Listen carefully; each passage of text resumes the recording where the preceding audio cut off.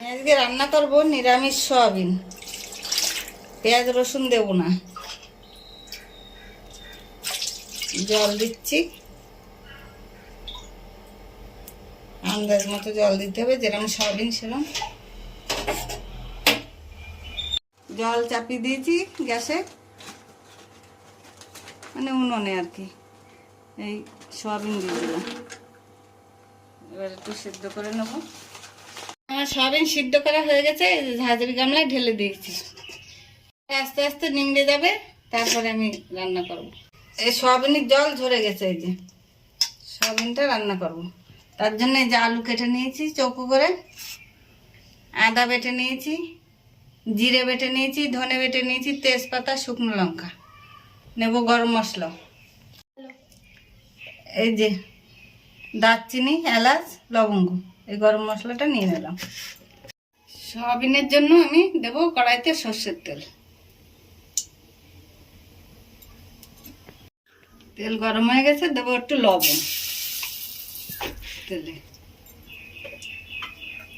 এবারে আমি আলুগুলো ভেজে নেব।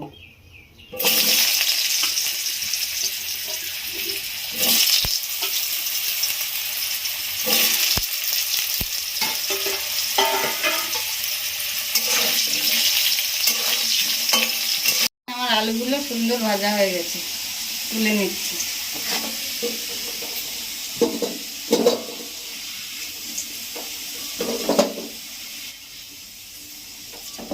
একটু তেল দেবো,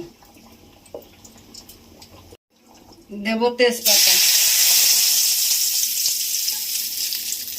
এবারে দেব জিরে বাটা,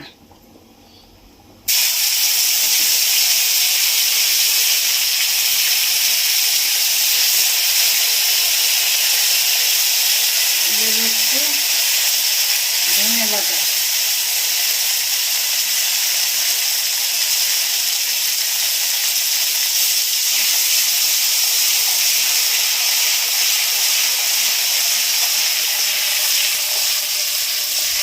দেব আদা বাটা,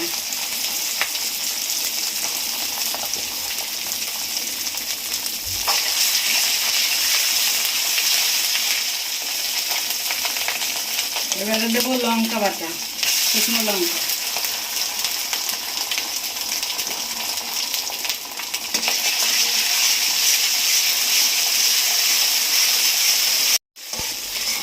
এবার দেবো আমি আলুগুলো, ভাজা আলুগুলো,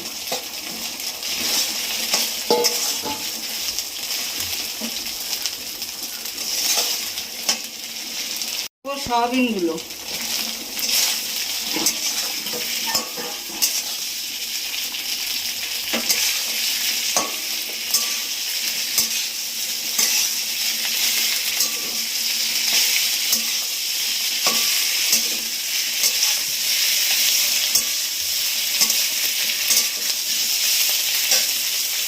দেব লবণ 1 চামচ,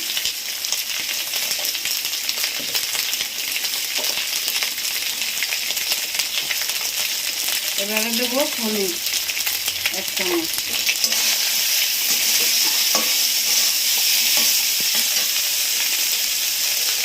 এবার আমি জল দিয়ে দিচ্ছি।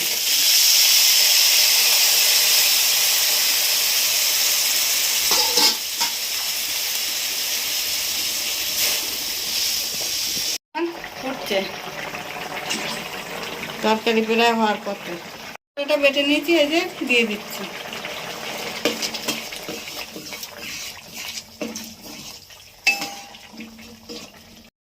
সয়াবিন হয়ে গেছে, নামিয়ে দিলাম।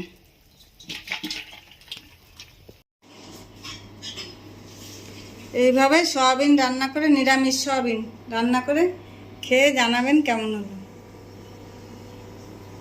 পেঁয়াজ রসুন ছাড়া।